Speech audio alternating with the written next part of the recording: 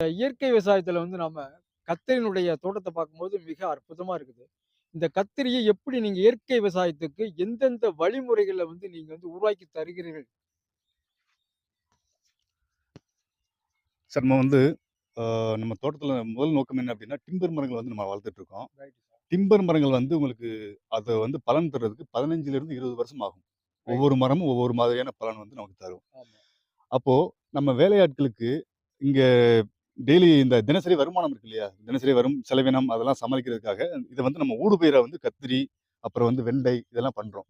இது கத்திரி சார். இதுல கத்திரியோட ரகம் என்ன அப்படின்னு பார்த்தீங்கன்னா, இதுதான் கோவில்பட்டி பகுதியில இந்த ரகத்த தான் விரும்பி மக்கள் சாப்பிடுறாங்க. சாகுபடி பண்றோம். இந்த சுற்றுப்பகுதியில. இதோட பேர் பார்த்தீங்கன்னா, விஎன்ஆர் காஞ்சி. இந்த இந்த ரகத்தோட பேரு. இத நம்ம நார்மலா நம்ம அ பாத்தி முறையில தான் சாகுபடி பண்றோம். இங்க பார்த்தீங்கன்னா, களை கொஞ்சம் அதிகமா இருக்கும். அதனால களைக்கு நம்ம செலவினங்கள கொஞ்சம் அதிகமா தான் செலவழிக்கிறோம். பட் இருந்தாலும் பரவால்ல. இயற்கை முறையில பண்ணி நம்ம அ நேரடியா நம்ம மக்களுக்கு குடுக்கும்போது அவங்க விரும்பி சாப்பிடுறாங்க, விரும்பி வாங்குறாங்க. நல்ல கமெண்ட் சொல்றாங்க அப்படிங்கும்போது எனக்கு மனசு திருப்தியா இருக்கு. ஸோ முதல்ல நம்ம நார்மலா நிலத்த உழுது பாத்தி அமைப்ப பண்ணிக்கிறோம் சார். இந்த பாத்தி அமைப்பு எப்படி சார் பண்றீங்க நீங்க? பாத்தி அமைப்பு சார் நம்ம டிராக்டர் இருக்கு இல்லையா? டிராக்டர்ல பார் கிளப் இருக்கு இல்லையா? அத வச்சு நம்ம முதல்ல போட்டுருவோம். வாய்க்கால், வரப்பு இது எல்லாமே போட்டுருவோம்.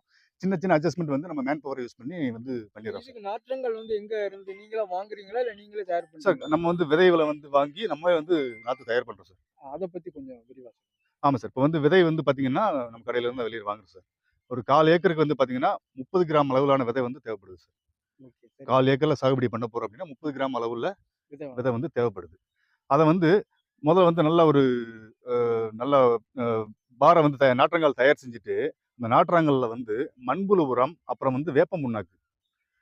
மண்புழு உரம் இல்லாத பட்சத்துல நம்ம நல்லா செமிக்கப்பட்ட, செறிவூட்டப்பட்ட சாணம் இருக்கு இல்லையா? சாணம். ஆமா. அதுவும் வேப்ப புண்ணாக்கும் போட்டு நம்ம அத கலச்சு விட்டுறணும் கலந்தது. சார். ம். கலச்சு விட்டுட்டு, விதைகள பார்த்தீங்கன்னா, ஒரு கோடு மாரி போட்டு, ம். லைனா போட்டு, அந்த கோடுகள் அப்படியே லேசா விதைகள தூவி விட்டுட்டு, ரொம்ப நெருக்கமாவும் இல்லாம, ரொம்ப கலப்பாவும் இல்லாம, ஒரு ஆவரேஜா தூவி விட்டுட்டு, அப்படியே அந்த அந்த அந்த கோடு போட்டோம் இல்லையா? அந்த வித மண்ண அப்படியே நிரப்பி விட்டுறணும் சார். சரிங்க. நிரப்பி விட்டுட்டு, ஆ தண்ணி பார்த்தீங்கன்னா, அதுக்கு நாங்க மினி ஸ்ப்ரிங்க்லர் வச்சிருக்கோம் சார். Right sir. அந்த ஸ்ப்ரிங்க்லர்ல அமைச்சு விட்டுறோம். ரைட். அமைச்சிட்டு பைப்ல கனெக்ட் பண்ணி விட்டுறோம் சார். அதுவே தெளிச்சிருது. ரைட். அந்த முறை பார்த்தீங்க அப்படின்னா, காத்துல உள்ள நைட்ரஜன கரைச்சிட்டு போய் விழுகுறதுனால, நல்லா இருக்கும். நல்லா வளரும். நல்லா வளருது சார் இப்ப நாத்து. எத்தன நாள் எடுக்குறீங்க சார் நாற்றங்கள்? நாத்து சார் 25லிருந்து 30 நாளைக்குள்ள நடணும் சார். Right sir. அதிகபட்சம் 30, 35 நாள். நாற்றோட வளர்ச்சிய பொறுத்து. ம். ஆவரேஜா 25லிருந்து 30 நாள் அதுக்கான டைம் சார். அத கொண்டு இங்க நீங்க எடுத்துட்டு கொண்டு தண்ணி பாய்ச்சுறோம். ம். மேல சும்மா தான் தண்ணி பாய்ச்சுறோம். தண்ணிய பாய்ச்சிட்டு, அதுல நடவு செய்றோம் சார். நம்ம வேலையாட்கள் இருக்காங்க, பெண் இயற்கை வேலையாட்கள். உரங்கள் என்னென்ன போடுறீங்க சார்? சார் இயற்கை அடி உரமா பார்த்தீங்க அப்படின்னா, நம்ம ஜீவாமிர்தம் பண்றோம் சார். Right sir. ஜீவாமிர்தத்த வெஞ்சுரி இருக்கு சார். ம். வெஞ்சுரியில ஜீவாமிர்தம், மீன் அமிலம், ஈயம் கரைசலு, ம். அப்புறம் பஞ்சகவ்யா இதெல்லாம் அடி உரமா குடுக்குறோம் சார். சரி. தண்ணீயிலே கலந்து வந்துரும் அதுவே. ஸோ அதுக்கு அது கீழ குடுக்குறோம். தெளிப்பு மேல நோய் மேலாண்மைக்கு தெளிப்பு அப்படின்னு பார்த்தீங்கன்னா, வேப்பங்கொட்டை கரைசல் பண்றோம் சார். 3G கரைசல் பண்றோம். ம். அக்னி அஸ்திரம் பண்றோம். கற்பூர கரைசல் பண்றோம். இந்த 4 வகையான கரைசல்ல எல்லாமே நீங்க தயார் பண்றீங்க. எல்லாமே நம்மளே பண்ணிக்கிறோம் சார். சரிங்க சார். எல்லாமே நம்ம தயாரிப்பு தான். சொந்த தயாரிப்பு தான். ம். கடையில இருந்து வாங்குனோம் அப்படின்னா, அது கட்டுப்படி ஆகாது சார். இயற்கை விவசாயத்த பண்ணணும் அப்படிங்கிறதுனால, நம்ம நம்மளே தயாரிச்சு நம்ம பண்ணிட்டு இருக்கோம். வளர்ச்சி எப்படி சார் இருக்கு? வளர்ச்சி இது நீங்களே பார்க்கலாம் சார். வளர்ச்சி நல்லா இருக்கு சார். ம்.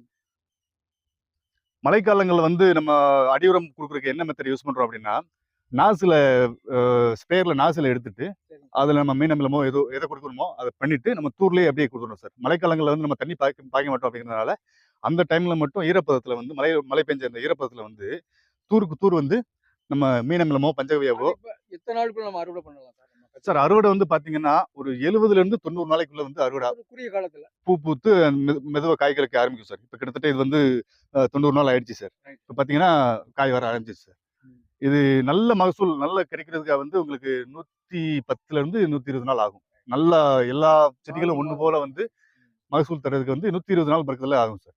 அதுக்கப்புறம் பார்த்தீங்கன்னா, 3லிருந்து 4 மாசம் அறுவடை பண்ணலாம் சார். மொத்தம் 6லிருந்து 7 மாசம் பராமரிப்பை பொறுத்து 6லிருந்து 7 மாசம் இதோட ஆயுட்காலம். சரிங்க சார். நீங்க இந்த இயற்கை விவசாயத்துல வரவுக்கும், செலவுக்கும் எப்படி சார் இருக்கு? லாபம் இருக்கா? சார் இங்க பார்த்தீங்கன்னா, நம்ம அ தயாரிப்பு வளர்ச்சிகள், இடுபொருட்கள் எல்லாமே நம்ம தயார் பண்றதுனால, அந்த செலவு நமக்கு கம்மி தான். நன்றி சார். இங்க செலவினம் அப்படின்னு பார்க்க போனா கலை தான் சார். கலை மேலாண்மை தான் பெரிய ஒரு தொந்தரவா இருக்கு சார் இங்க. ம். அதுக்கு மட்டும் தீர்வு கண்டுட்டோம் அப்படின்னா, இதுல நல்ல மிச்சம் இருக்கு சார். நல்ல ஒரு மகசூல் நல்லா செய்யலாம், விரும்பி செய்யலாம் சார். கத்தரினுடைய சுவைய பத்தி யாரும் சொல்லியிருக்காங்க நல்லா இருக்கு அப்படின்னு சார் அந்த சுவை மாதிரி வந்து நம்மகிட்ட கத்திரி வாங்கின கஸ்டமர்ஸ் வந்து நம்ம மார்க்கெட்டுக்கும் குடுக்குறோம். எல்லாம் அந்த கெமிக்கல் அடிக்கிறவங்க என்ன ரேட் குடுக்குறோமோ அதுதான் நமக்கு கிடைக்குது. ஆனா ஆர்கானிக்குக்கு அப்படின்னு பெரிய நகரங்கள்லாம் அது ஒரு தனி விலை இருக்கு சார். ஆனா வந்து நம்ம கோயில்பட்டி மார்க்கெட்ல வந்து மத்த காய்கறிகளுக்கு என்ன ரேட் கிடைக்குதோ, அதே தான் நமக்கு கிடைக்குது சார். ஸோ இது ஆர்கானிக் அப்படிங்கிறதுலாம் இதுக்கு தனியா ரேட்லாம் குடுக்குறது இல்ல. ஆனா நம்ம நேரடியா கஸ்டமருக்கு குடுக்குறோம் சார். கடைக்கு அவங்க குடுக்குற என்ன சொல்லியிருக்காங்க சார் நல்லா? கடைக்கு குடுக்குற மொத்த விலை இருக்கு இல்லையா? அந்த விலைக்கு தான் கஸ்டமருக்கு குடுக்குறோம். அவங்க வந்து வாங்கி சாப்பிட்டுட்டு, உங்க காய் வந்து நல்லா சுவையா இருக்கு. கடைகள்ல வாங்குற காய விட, உங்க காய் வந்து சுவையா இருக்கு. சுவையா இருக்கு. 2வது எவ்வளவு பருமன் ஆனாலும், அதுல வந்து அந்த விதைகள் வந்து முதிர்ச்சி அடையறது கிடையாது. பெரிய காயா இருந்தாலுமே அவங்க யூஸ் பண்ணலாம். ரைட்.